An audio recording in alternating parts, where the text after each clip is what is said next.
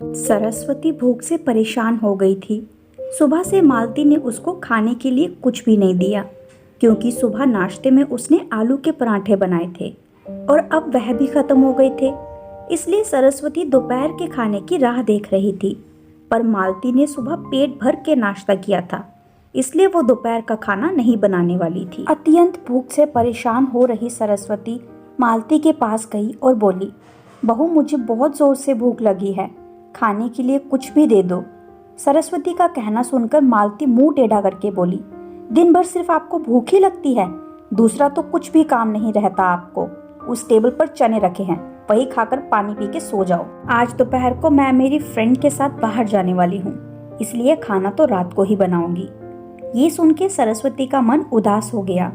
फिर सरस्वती धीरे से बोली, तू कहे तो मैं खुद के लिए कुछ बना लूं? मालती गुस्से से बोली, एक व्यक्ति के लिए खाना बनाओगी क्या आप? सोचकर मालती किचन में गई और उसने फ्रिज में रखे हुए बासी चावल निकाले। अचार के साथ वह चावल एक थाली में परोसकर सरस्वती के आगे रखकर बोली कि खा लो। ऐसा कहकर पर्स लेकर मालती घर के बाहर चली गई।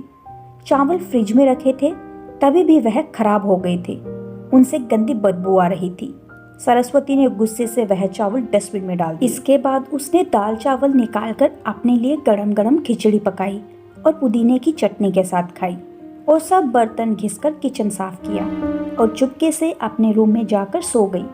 मालती ने भले ही खाना पकाने से मना किया था, पर यह घर उसका भी था और वह खुद का खाना खुद बना सकती है। दूसरे दिन सुबह सरस्वती अपने रूम में बैठी थी, उतने में उसका बेटा रमेश उधर आया और बोला, माँ, आजकल महंगाई बहुत बढ़ गई है, मुझे घर खर्च चलाना भी बहुत कठिन हो रहा है।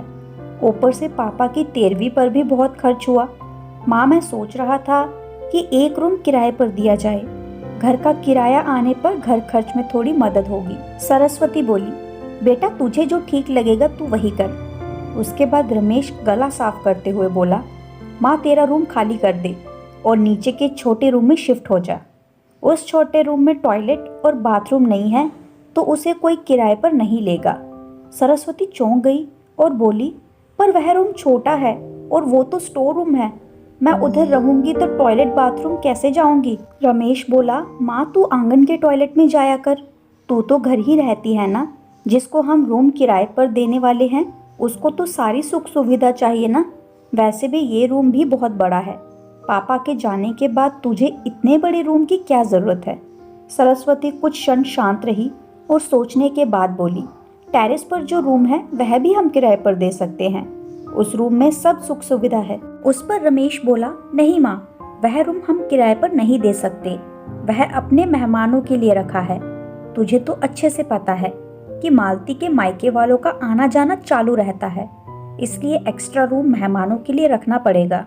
सरस्वती अब समझ गई थी कि बेटे ने तो उनका ही रूम किराए पर देने का निर्णय लिया है, क्योंकि वह बुढ़ापे में बेटे और बहू पर आश्रित थे। इसलिए रमेश ने जो कहा उस पर सरस्वती ने ज्यादा विरोध नहीं किया। उसने अपना थोड़ा सामान लिया और छोटे रूम में शिफ्ट हो गई। उधर पुराने छोटे रूम में उसका जी घुट रहा था, तब भी वहां उस रूम में दिन काट रही थी। नया किराएदार आया था, सब पहले जैसा चल रहा था। घर में आए हुए किराएदार का नाम अशोक था। वह एक एनजीओ में काम करता था। वह हर रोज मालती और रमेश सरस्वती के साथ कैसा सलूक करते थे देखता था। वह देखकर उसको बहुत बुरा लगता था। धीरे धीरे सरस्वती अशोक को अपने बेटे जैसा मानने लगी। अशोक भी आते जाते सरस्वती का हालचाल पूछा करता था और उसका ख्याल रखा करता था। रमेश और मालती को सरस्वती से कुछ लेना देना नहीं था।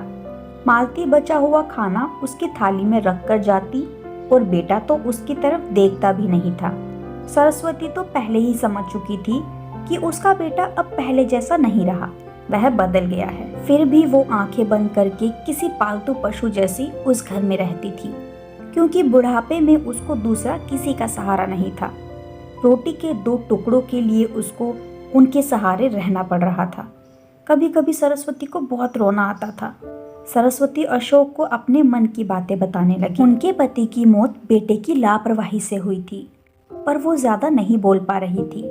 जब पति काम कर जाते थे तब घर में हम दोनों को बहुत मान सम्मान मिलता था। जब वह काम करने में असमर्थ हो गए तब रमेश को उन्होंने घर खर्च में मदद किया कर ऐसा कहा। यह बातें रमेश के मन को बहुत लगी। जब तक पति घर चला रहे थे, रमेश अपने सब पैसे बचा लेता था, पर अब शर्म से और मजबूरी में उसको घर खर्च चलाना पड़ रहा था। धीरे धीरे माँ बाप का खर्च उसको बोझ लग रहा था, लेकिन वह स्पष्ट रूप से कुछ भी नहीं कह सकता था। इस बीच पति का स्वास्थ्य बहुत बिगड़ गया और वह चल बसे। डॉक्टर के पास जाने से पता चला कि उनको निमोनिया हुआ था।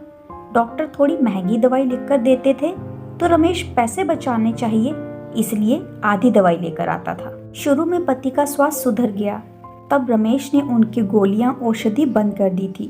पति भी इन चीज़ों पर ज़्यादा ध्यान नहीं देते थे, लेकिन एक रात में उन्हें सांस लेने में बहुत परेशानी हुई। सरस्वती बहुत घबरा गई और वह भाग के गई और रमेश के कमरे का दरवाज़ा ठोकने लगी और कहने लगी कि पापा का स्वास्थ्य बहुत बिगड़ गया है, चल हम उन्हें डॉक्टर के पास लेकर जाते हैं। उस पर रमेश बोला, माँ मुझे अब सोने दे, मुझे बहुत नींद आ रही है, हम सुबह पापा को डॉक्टर के पास लेकर जाएंगे। ऐसा कहकर उसने दरवाज़ा बंद कर लिया था। सरस्वती रात भर पति के तकिए के पास चिंतित बैठी रही। कभी छाती को तेल लगाकर मालिश कर रही थी, तो कभी भाप दे रही थी, पर भगवान को कुछ अलग स्वीकार था। सुबह तक उनकी मृत्यु हो गई। घर में कब्रिस्तान जैसी शांति थी। रमेश रोने का नाटक करने लगा। मालती तो ऐसे रो रही थी कि जैसे उसको वास्तव में ससुर चले गए इस बात पर बहुत दुख हो रहा हो। सबसे ज्यादा धक्का लगा सिर्फ सरस्वती को, पर वह कुछ बोल नहीं पा रही थी। सरस्वती के आंखों से अश्रु आ रहे थे और उनके होंठ थर-थर कांप रहे थे, जैसे कि वो कहना चाहती हो कि अब रोने का नाटक क्यों कर रहे हो, मेरे पति की मौत के आप दोनों जवाबदार हो। पर वह कुछ बोल नहीं पाई। क्रियाक्रम कर दिया गया। सरस्वती के दिमाग में हमेशा एक बात चलती थी, रमेश ने लापरवाही नहीं की होती तो आज मेरे पति जिंदा होते। उनकी मृत्यु के बाद मालती और रमेश का व्यवहार बहुत बदल गया था। सरस्वती को भी उनके व्यवहार की आदत पड़ गई थी, इसलिए वह उनकी तरफ से कोई भी अपेक्षा नहीं रखती थी, पर उसका मन उसे अंदर ही अंदर खाई जा रहा था। ऐसी औलाद को सबक भी नहीं सिखा सकती। एक दिन उनका किराएदार अशोक उसके पास आया और सरस्वती को कुछ बातें उसने समझाई। वह बातें सुनकर सरस्वती की आंखों में एक नई उम्मीद जगी। दूसरे दिन सुबह सरस्वती मालती और रमेश के पास आई और बोली, मुझे तुम दोनों से बहुत ज़रूरी बात करनी है। मुझे ऐसे लग रहा है कि तुम दोनों को मेरे साथ रहने में प्रॉब्लम है, इसलिए मैंने सोचा है कि मैं वृद्धाश्रम में रहूंगी। सरस्वती का कहना सुनकर मालती बहुत खुश हो गई। रमेश ने थोड़ा दुखी होने का नाटक किया। फिर थोड़ी देर में सरस्वती ने उन दोनों के चेहरे के हाव भाव देखे और बोली, रमेश तुझे दुखी होने की जरूरत नहीं है और मालती तुझे इतना खुश होने की जरूरत नहीं है। पहले मेरी सब बातें सुन लो। और सरस्वती हंसकर बोली, ये बात सच्ची है कि वृद्धाश्रम में मैं रहूंगी, पर मैं इस घर से कहीं नहीं जाऊंगी। मैं इस घर को ही वृद्धाश्रम बनाऊंगी। अब यहाँ तुम्हारे जैसे स्वार्थी बेटे और बहू नहीं रहेंगे, मेरे जैसे बूढ़े लोग यहाँ रहेंगे। ये मेरा आखिरी निर्णय है। ये सुनकर रमेश और मालती दोनों ही चौंक गए। रमेश और मालती एक दूसरे की तरफ देखने लगे। उन दोनों ने सोचा था कि सरस्वती घर छोड़कर चली जाएगी तो वह दोनों खुशी से रहेंगे। उनको लगता था कि अब उनको सरस्वती की जवाबदारी लेनी नहीं पड़ेगी, उसका ख्याल नहीं रखना पड़ेगा, पर इधर तो सब उल्टा हो गया था। सरस्वती का कहना सुनकर रमेश गुस्से से बोला, माँ तेरा दिमाग तो ठीक है ना, इस घर पर मेरा अधिकार है, फिर तू इस घर को कैसे वृद्धाश्रम बना सकती है? तू भला भूल गया बेटा, अभी तक ये घर मेरे ही नाम पर है। सरस्वती गुस्से से बोली, तुम दोनों ने मुझे बहुत परेशान किया है, छोटी छोटी बातों पर मेरा अपमान किया है, बीमारी के वक्त भी मुझ पर ध्यान नहीं दिया, खाने पीने के लिए मुझे बहुत तरसाया। तेरे पिताजी भी मुझे छोड़कर चले गए।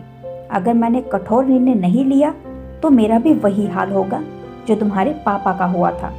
इसलिए मैंने सोचा कि बेटे के झूठे प्यार के जाल में फंसने से अच्छा मैं अपने बारे में सोचूं। रमेश घुटनों पर आकर बोलने लगा, माँ मुझे माफ कर दे, हम दोनों तेरा अच्छे से ख्याल रखेंगे, तेरा कभी भी अपमान नहीं करेंगे, पर तू इस घर को वृद्धाश्रम मत बना। माँ थोड़ा सोचकर तो देख हमारा क्या होगा। सरस्वती ऊंची आवाज में बोली, मैंने और तेरे पापा ने तुझे अच्छे संस्कार दिए थे, फिर भी तूने सिर्फ तेरे परिवार के बारे में ही सोचा, हमारा नहीं। फिर मैं तेरा क्यों सोचूं? तू तेरे परिवार का सोच, मेरी चिंता मत कर और जल्द से जल्द ये घर छोड़कर चला जा, क्योंकि इस घर में अब अच्छे लोग रहने आ रहे हैं। इतना कहकर सरस्वती अपने रूम में चली गई। रमेश और मालती शांति से सरस्वती को जाते हुए देखते ही रह गए। सरस्वती ने अपने जैसे बूढ़े लोगों को उसके घर में आश्रय दिया। अशोक की मदद से वृद्धाश्रम अच्छे से चलने लगा। दोस्तों, आजकल के लड़कों ने बूढ़े लोगों के साथ गैर व्यवहार किया तो बूढ़े लोग भी कठोर निर्णय ले सकते हैं। तो दोस्तों, आज की कहानी आपको कैसी लगी? आप कमेंट सेक्शन में ज़रूर बताइएगा। और कहानी पसंद आए तो कहानी को लाइक कीजिए और ज़्यादा से ज़्यादा शेयर ज़रूर कीजिए। मिलते हैं बहुत ही जल्द अगली कहानी के साथ। तब तक के लिए चैनल को सब्सक्राइब कर दीजिए।